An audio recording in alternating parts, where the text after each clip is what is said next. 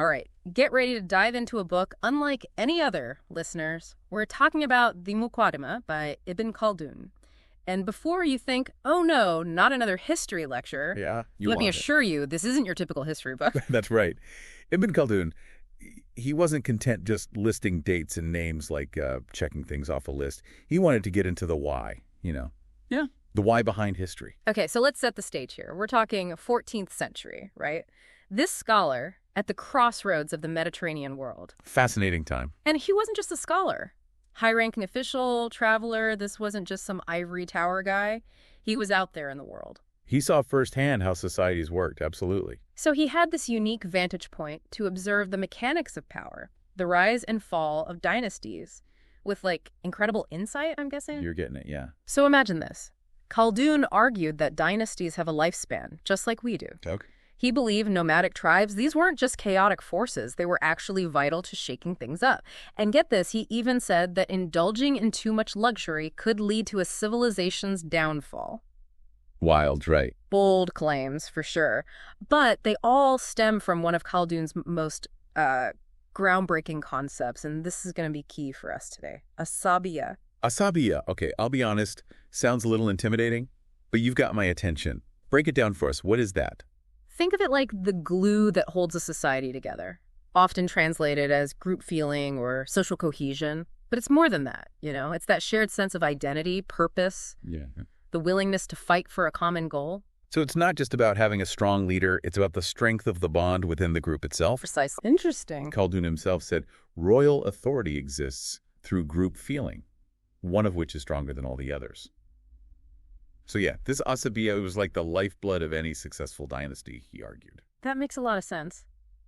But how does this Asabiya then factor into a dynasty's lifespan? You mentioned that Khaldun, he saw it as a cycle. Absolutely. He observed that dynasties, they often follow a pattern, kind of like the stages of a human life. Oh, okay. He believed that it usually begins with a generation of hardened individuals, often from harsher environments. Think of those desert warriors, right?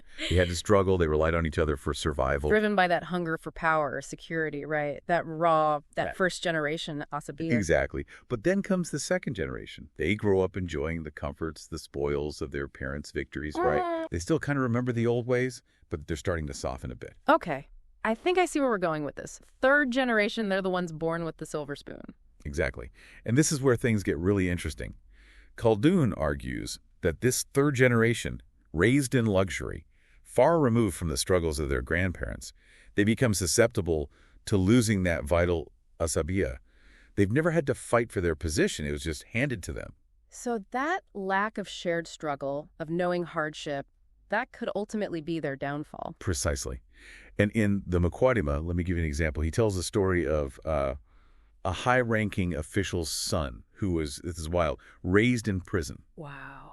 And when he's finally released, this young man, he's overwhelmed by the vastness and complexity of the outside world. Imagine going from that confined environment to, everything. That's such a powerful image. I mean, it highlights how our experiences, or sometimes our lack of them, really shape our understanding of, what's possible, what we believe we're capable of achieving, the limits we place on ourselves. Exactly. And that's what Khaldun argues happens with these later generations born into luxury. Their reality, their world, is one of inherited privilege. So they're almost blind to the potential threats. They don't see the transient nature of their position. It's that lack of shared hardship, the erosion of asabiya, that ultimately weakens a dynasty from within, makes them vulnerable to, new forces, right? New forces on the rise. Who are these new forces? Where do they come in? Well, this is where it gets really interesting, because Khaldun's theories take an unexpected turn here. You might be surprised to learn that he saw nomadic tribes as key players in this whole historical dance of, rise and fall. Hold on. You're saying that the groups who are often seen as the disruptors, maybe even the, barbarians? Yeah, you got it. Those are essential to Khaldun's view of history. Exactly. And to understand why, we have to look at how Khaldun connects these nomadic groups to the very concept of asabiya itself. So Khaldun, having lived among the Bedouin tribes of North Africa, witnessed this firsthand, the power of those groups, like, say, the Berbers. Right. Those were the folks that weren't tied down, always on the move. Precisely. Not tethered to cities or all those trappings of luxury, right? They lived a life that demanded resilience, interdependence, and this fierce loyalty to the tribe. Their asabiya was different then. More potent, maybe, because it was, like, forged in necessity. Khaldun recognized that their asabiya was raw, untamed, driven by survival. And it's this asabiya that allowed them, often, to conquer vast empires. Actually, think about the Mongols sweeping across Asia. Right. A prime example of a nomadic group whose strength and, mobility just overturned established civilizations. It's interesting, though, how he kind of flips the script, right? He doesn't see these nomadic groups as just agents of chaos. Right. But as this vital force in history, almost like a reset button, you could say, on these decadent dynasties. Yeah, you got it. He argued they injected this fresh wave of vigor, a new strain of asabiya, into these societies that had become, well, stagnant. They weren't just conquerors. They were, in a way, revitalizers. So we've got these cycles of dynasties. They become complacent. The nomads shake things up. It's like a, historical dance-off, maybe. Asabiya is the music. And the prize is control, right. Yeah. But Khaldun's insights, they don't stop there. He even connected these nomadic groups to the very rise of Islam. Now, that's unexpected. Okay, how does that work? Well, think about it. Islam, it originated in the Arabian Peninsula, a region where nomadic life, that was the norm, right? Even the Prophet Muhammad himself, he belonged to a tribe that was known for its travels. That's right. And it wasn't just him. A lot of his early followers, they also came from those nomadic backgrounds. Exactly. Their asabiya, their shared faith, their sense of purpose. It fueled the rapid spread of Islam. And Khaldun actually argues that this nomadic background, it was key to their success. I mean, they were used to hardship, relying on each other, fighting for what they believed in. So the very qualities that made them successful nomads also enabled them to establish a vast and powerful empire, huh? But what happens next? Does that nomadic asabiya last? The million-dollar question. Right. And according to Khaldun, the answer is more complex than a simple yes or no. See, as the Islamic empire expands, becomes more settled, its relationship with luxury, it shifts, and remember that danger of excessive luxury we were talking about. Okay, you've been dropping hints about this luxury downfall theory. Now's the time.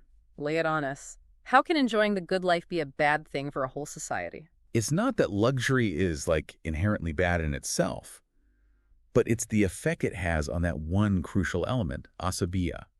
Khaldun noticed that when comfort and ease, when those become the norm, people lose that hunger, that drive, the things that fueled their initial success. They get complacent. They'd rather, relax in their palaces than fight for a cause or explore new horizons or... Exactly. And this isn't just speculation. Khaldun, he backs it up with examples. He writes in the Muqaddimah about how, and I'm paraphrasing here, but he basically says that when a new dynasty takes over a luxurious city, the people, they become less luxurious because they follow the example of the new rulers. Oh, interesting. So the leader's behavior sets the tone, and then the citizens, they follow suit. It's like this domino effect. Too much comfort at the top eventually weakens the whole society. Precisely. And here's where it gets really interesting for us, even today. Think about how, our world is constantly bombarded with messages. Yeah. Linking happiness to material possessions, instant gratification. It's true, yeah. We need more to be happy, right? That's the message we get all the time. But as Khaldun points out, there's a potential downside to all this abundance. Enjoying life's pleasures, yeah, that's great. But if we lose sight of the things that truly bind us together, shared purpose, community... It's a balancing act, right? Yeah. Khaldun's observations about asabiya, they give us a framework for understanding these complexities. But the Muqaddimah, it's not just about dynasties and nomadic tribes. He gets into all sorts of stuff. Linguistics, theology, philosophy, even alchemy. Alchemy. Wait, like turning lead into gold? Alchemy. You got it. Okay, that's a curveball. This guy was interested in everything, wasn't he? He was a true polymath, way ahead of his time. And while we might not put much stock in alchemy these days, it shows how boundless his curiosity was, He wanted to understand the world from every angle. It's incredible to think that this one scholar from the 14th century could have such a profound grasp on history, society, human nature. But here's the big question, right? What does all of this mean for us today? How can we actually apply Khaldun's ideas to our own lives, to the world around us? Now, those are questions worth exploring. And luckily for us, the Muqaddimah, it offers some pretty thought-provoking insights that might just surprise you. So we've journeyed through Ibn Khaldun's world, explored these groundbreaking ideas about asabiya, witnessed how he connected the rise and fall of dynasties to this powerful force. But you're right. The real magic happens when we take those centuries-old insights and try to apply them to the here and now. Right. Like holding up a mirror to our own societies and saying, hey, do we recognize these patterns? Is this, is history rhyming maybe? Exactly.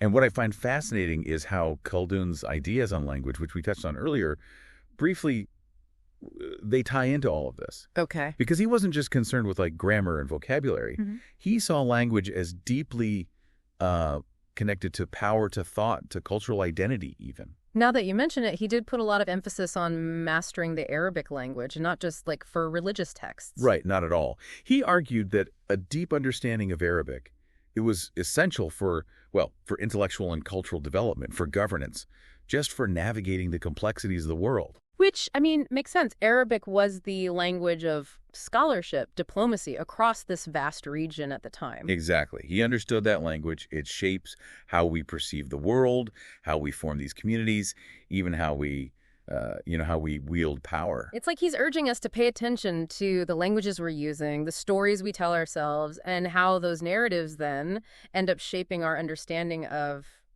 ourselves and everything around us. Exactly. And this is where it gets really interesting for us today.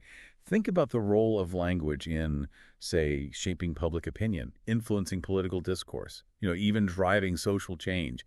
You see those echoes of Khaldun's observations everywhere. You really do. It's a powerful reminder that words have weight. Understanding that impact, it's crucial, especially in our world that's so interconnected. And it's not just spoken or written language either, right? Think about the language of symbols, images, the stories that we consume through, pick your media. These all contribute to shaping our understanding and influencing our asabiya, even if we don't realize it. So you're saying Khaldun's work it's like he's challenging us to look beyond the surface, to really examine those subtle forces that are shaping our beliefs, values, even our sense of belonging. Precisely. And to ask ourselves, what narratives am I subscribing to? Yeah. What values am I embracing? Right. And how are these choices, how are they shaping my individual and collective identity? Those are big questions, but they are incredibly relevant, I think, to navigating our complex world. But I am curious, going back to, Khaldun's interest in alchemy, it just seems so different from those other areas we've talked about, his other studies. Yeah. What's the connection there, do you think? That's a great question. It might seem like an outlier, but I think his fascination with alchemy, it speaks to, that insatiable curiosity he had and his drive to understand the world from like every possible angle. Remember, in Khaldun's time, alchemy wasn't just about, turning lead into gold. It was a whole system of knowledge, philosophy, medicine, even spirituality tied in there. So more than just a get-rich-quick scheme, right? This was a way of understanding like the very building blocks of life, the universe. Exactly. And while we might view alchemy through a, more scientific lens today, there's still a valuable lesson in Khaldun's approach. He was open to these unconventional ideas, these diverse ways of thinking, and that's something I think we can all benefit from. It's like he's encouraging us all to be intellectually curious, to embrace complexity, to not get stuck in those rigid ways of thinking. Precisely. And ultimately, I think that's the most important takeaway from our deep dive into the Muqaddimah. It's not just a history book, right? It's a call to engage with the world, to have an open mind, be willing to challenge those assumptions. So as we wrap up our deep dive into Ibn Khaldun's world, I'm left with this thought. How can we actually use these insights he's given us to cultivate a world that is more informed, more just, more compassionate? What kind of asabiya do we want to see flourishing today? Now, those are questions worth pondering. And I think Khaldun himself might say that the answers don't lie just in memorizing the past, but in really wrestling with it, learning from its wisdom, using that knowledge to build that better future. Well said.